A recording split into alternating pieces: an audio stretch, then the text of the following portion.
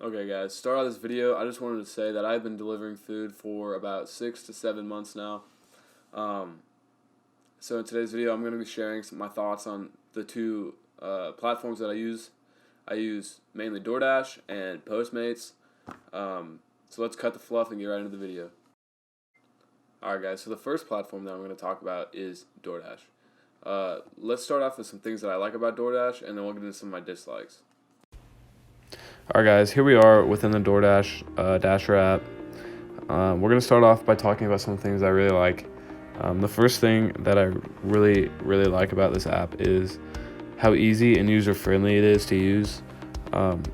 One example of this is, say I want to dash in Gladstone, right?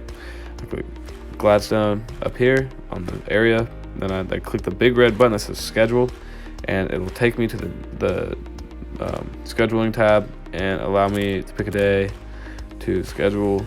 There are none available for Gladstone right now.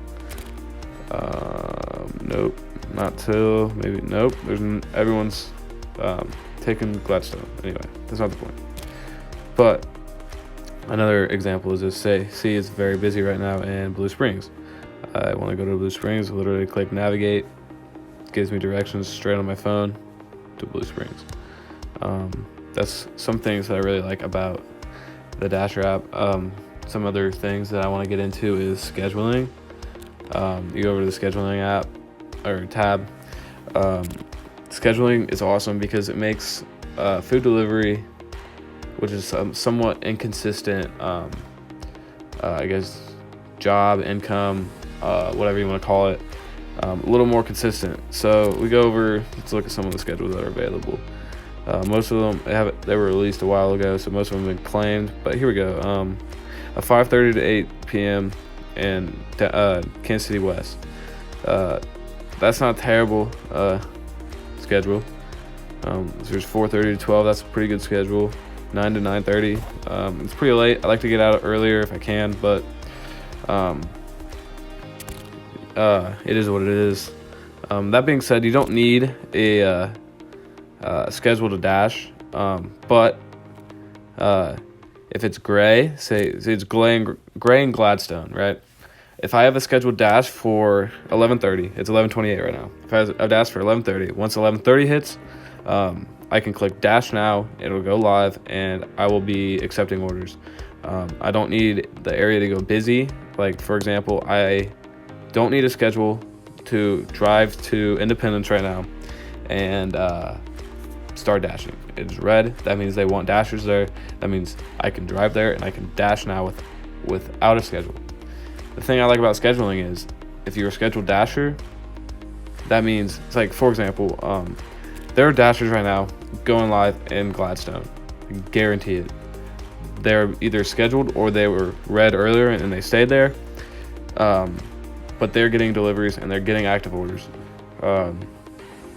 Just because an area is red does not mean that it's the only one, like, only area getting orders. Like, the area is red means they want dashers there.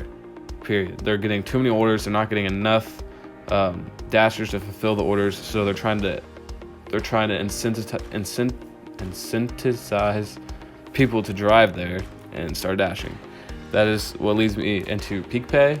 For what you guys don't know, peak pay is where, for example, it's busy here, it's very busy here.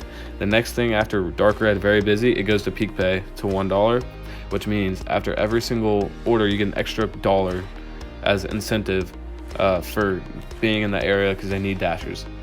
For example, peak pay is very common when it's bad weather. We get snow in Kansas City. When it snows, the whole map is red. The whole map is peak pay, typically. Icy roads, stuff like that. Parades.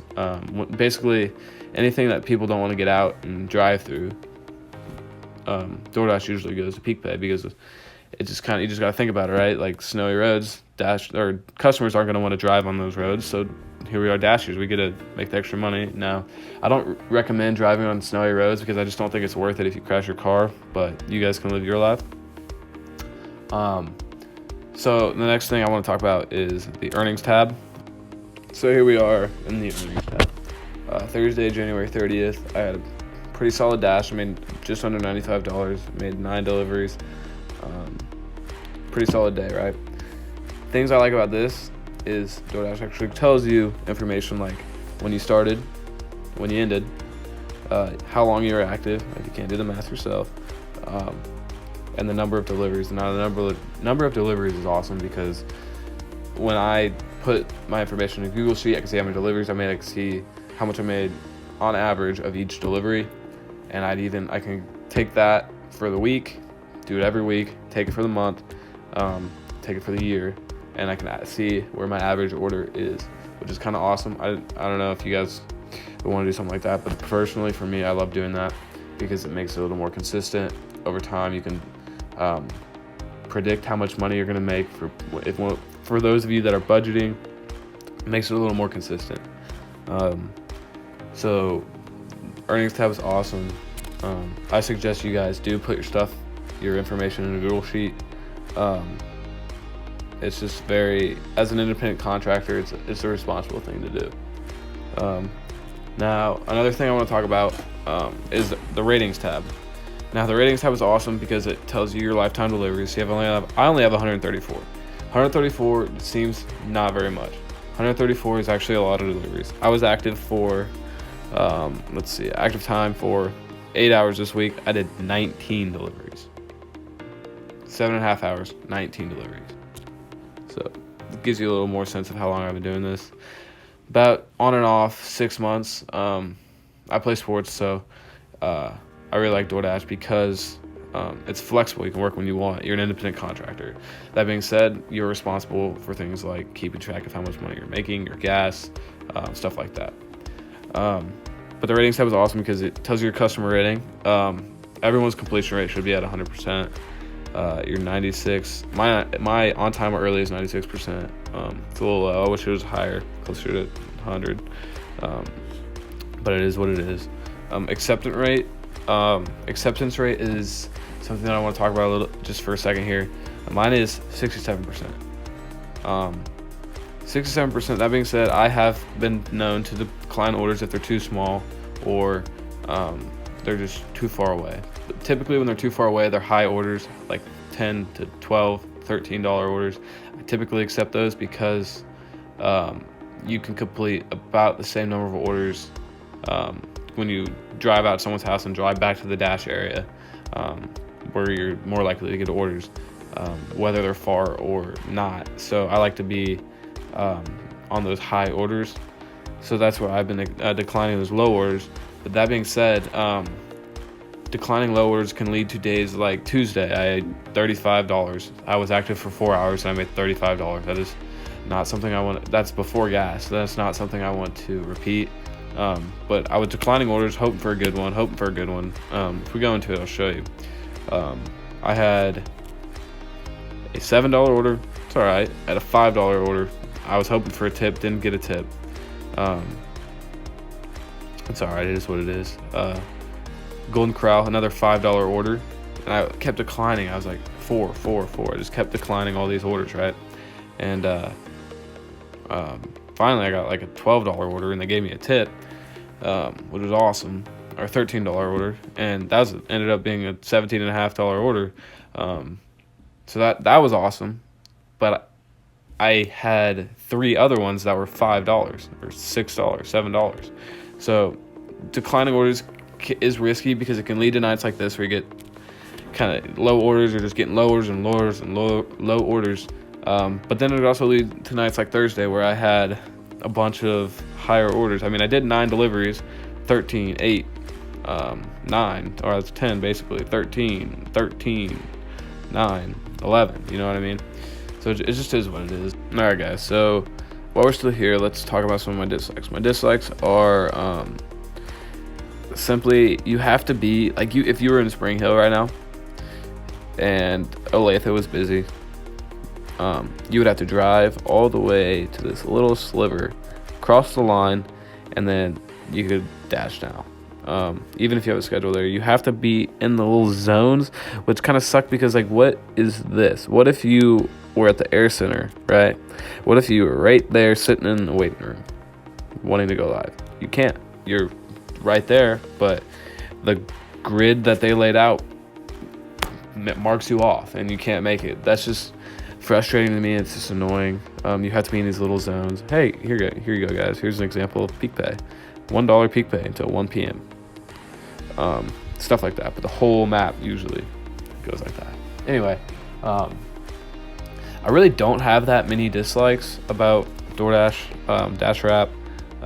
Sometimes you run into technical issues. Like, for example, I said that I got an order, I accepted the order, I went to the restaurant had not received the order at all, right? So just stuff like that is very rare, but it still happens, and that'll happen with whatever delivery service you're working with.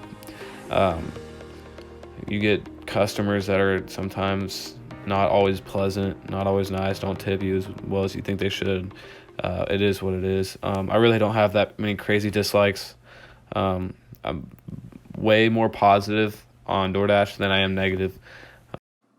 Alright, so now that we have DoorDash settled, let's talk about Postmates. Let's talk about what I like, what I dislike about Postmates. Alright guys, so here we are within the Postmates Fleet app. Some of my likes about Postmates, the zones are a lot less gritty than DoorDash. They're more of a circle around the city, where you're not getting cut off as much as you would be in DoorDash.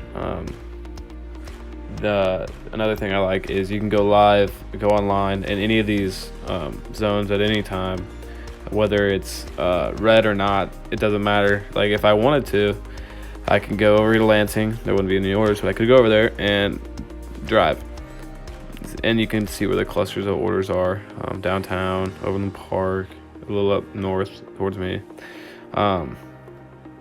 So yeah, I like that a lot.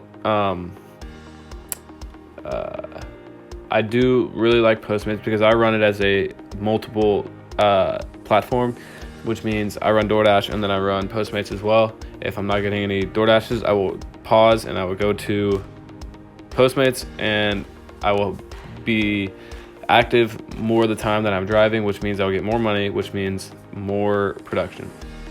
Some things that I don't like about Postmates are the orders are a lot smaller. The tips come in later, which is good, but the orders themselves are a lot smaller. We're talking about $3, $4, $5 orders with gas. It's not a ton of profit until you get tipped, so you better have good customer service.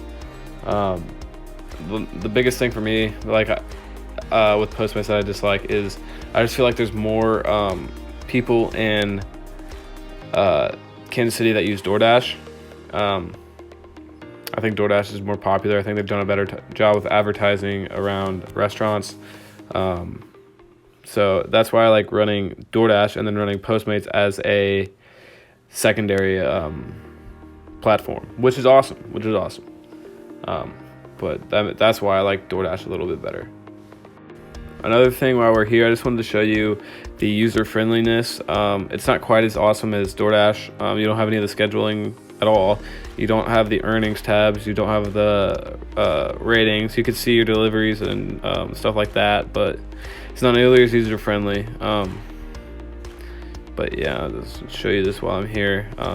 Comparative to DoorDash blows us out of the water. Alright guys, so I really hope this information helped you. If it did, please be sure to like, leave a comment. I do answer every comment. Consider subscribing. If you are choosing to sign up with DoorDash or Postmates, I will leave my referral links down in the description. Highly encourage you to use those, as they do help me out. Once you hit 60 deliveries on Postmates, and I believe it's 200 on DoorDash. But yeah, so you guys, thank you. I hope I help you out. I wish something like this was here when I was starting out.